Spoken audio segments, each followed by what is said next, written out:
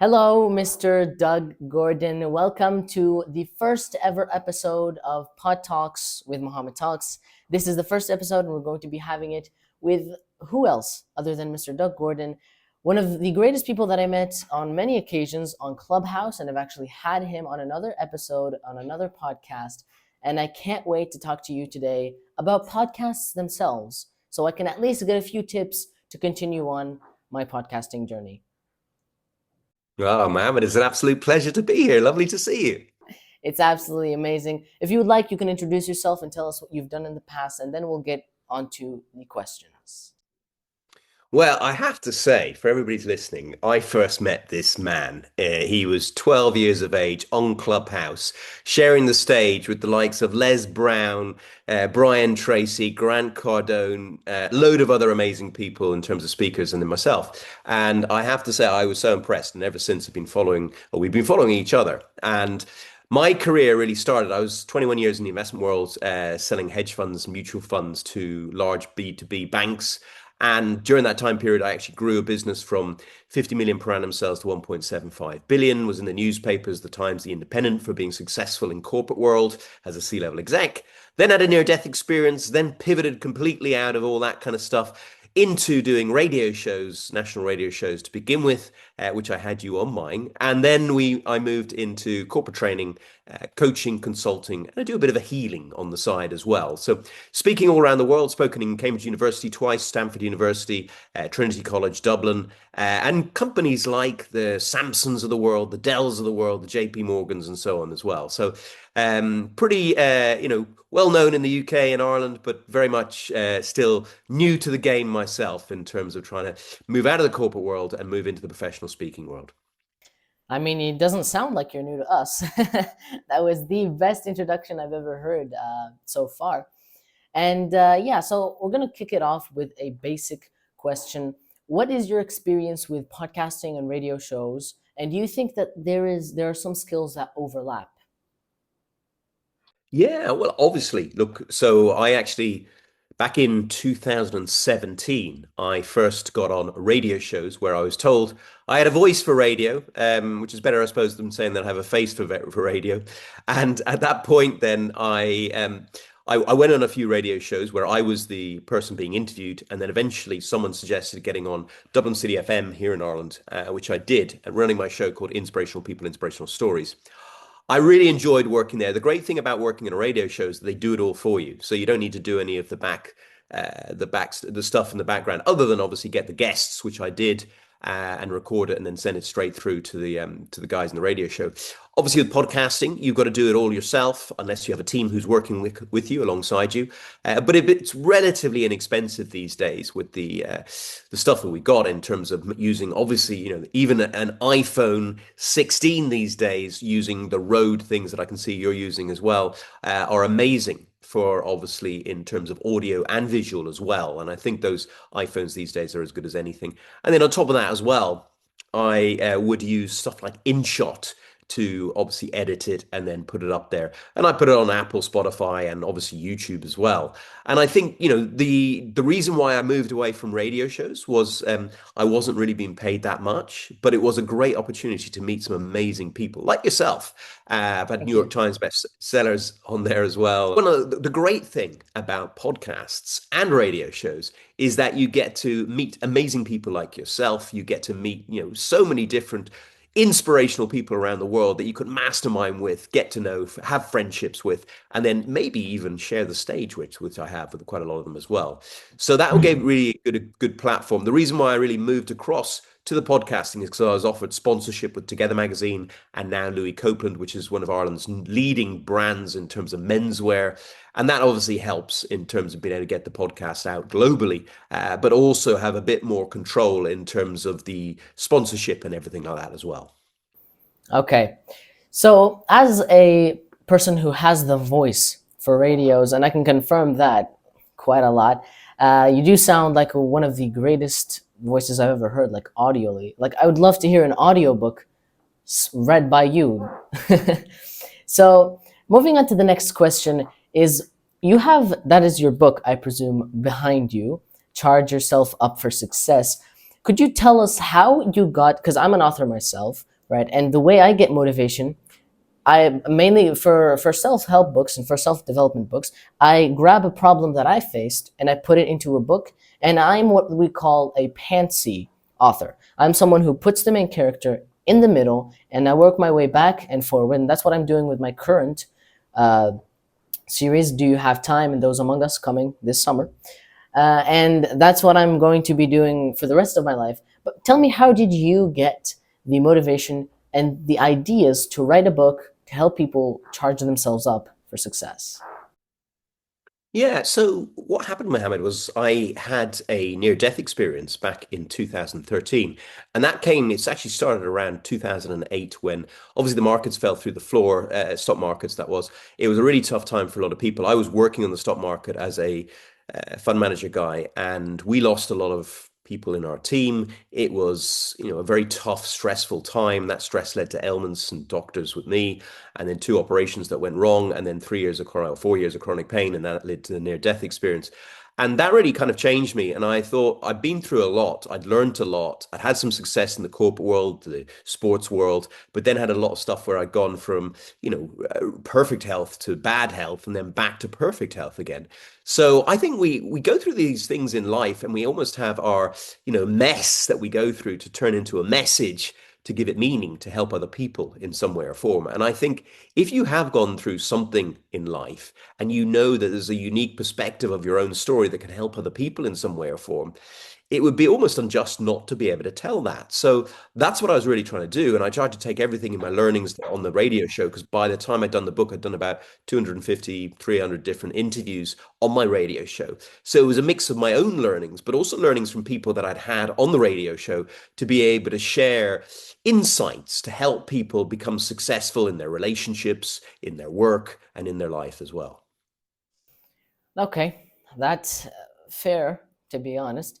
I mean, the near death experience actually speaks to many people because there's something called a pivot in life, whether it be in sports or in actual life in general, emotionally or psychologically.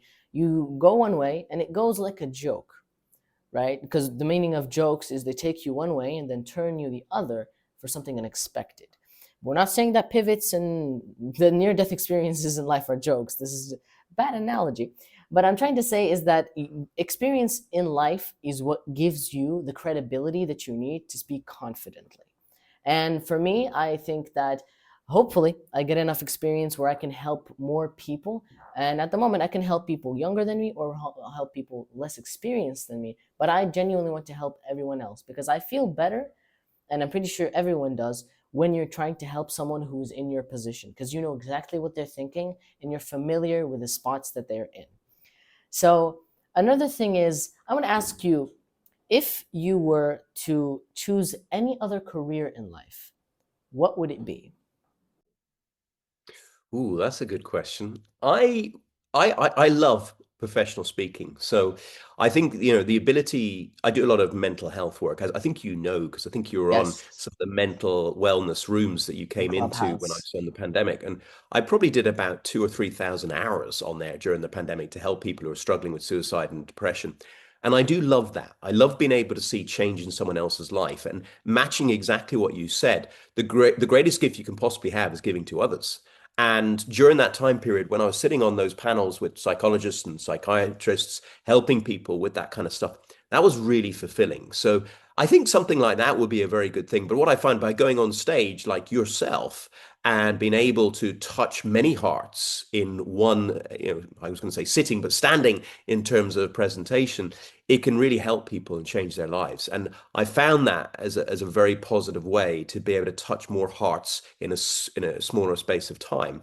So I think, starting obviously with the hedge fund world, mutual fund world, now professional speaking would be my absolute dream. I'd love to do it every single day somewhere and help as many people as possible, touch them in terms of being able to get them from their head self, which is sometimes their ego self, where there's a bit of fear, into their heart self, where they come from a place of love, and then help them connect with that place of love so they know exactly what they should be doing in life, what they're really passionate about doing, what they're gifted at doing, what they can add value to the world in some way or form, and then help them in a grounded self sense in terms of following that path, whatever it is. So I help people in terms of communication skills, presentation skills, but also being prepared to put a business together and everything like that. So that is my dream. I am living it a little bit, but I'd like to up the ante and really get on stages as much as possible, because then I know I can touch more hearts. Absolutely amazing. For me, not that anyone asked, but but I think that if you have something that you really love in life and you want to take it to another job, that shows how attached you are to speaking and to confrontation with people. And for me, I would love to see you as an actor, to be honest. I would love to see you in a movie because you look like you would be a great actor. And so would I. I would love to also act. Maybe we can act in a movie together in the future. I'd love that, man. But you could be the next James Bond. I would I think love that as well. I'm a little bit older than you, so I don't think they'd consider me. But you could definitely. Maybe I'll be M and you could be James Bond. I mean, that would be a great combo, great duo. So, moving on to the next question. I would say if you could read only three books in your entire life, what would you read? Ooh, that's a very good question. Other than my own, obviously. Uh, Obviously. well, I really, someone who I have a lot of respect for, and he was around for quite some time, was a guy called Wayne Dyer, Dr. Wayne Dyer. And he was very much one of these Hay House guys, and he wrote some amazing books. And I would say, you know, Wishes Fulfilled probably was one of his ones that he wrote, which I thought was a fantastic book. The Alchemist, obviously, is a great book as well. I'm just trying to look at my books here. There's so many that I've read in the past. Let me have a look, Grant. There are What so am many I? behind me as well. Yeah, I'm just looking here as well. You Can Heal Your Life by Louise Hay was another one. The Seat of a Soul was another one, which was very good. What else have I got here that I enjoyed? Think and Grow Rich. Obviously, everybody knows that one. Uh, there's so many I Yeah, enjoy. because I have to say, there's like books that if I looked at my Apple and had a look at all the books on there as well in terms of audiobooks, there's so many that I've read. But there are a few that I'm just looking at here. Obviously, there's some good autobiographies as well. I've got Steve Jobs here, for example. I've got Alex yes, Steve Ferguson. The Jobs, Alex Ferguson's was very good, the which was Man the United coach. Man United manager and coach. Yeah, Roy Keane, the captain Yeah, of the Man United. captain of Man United.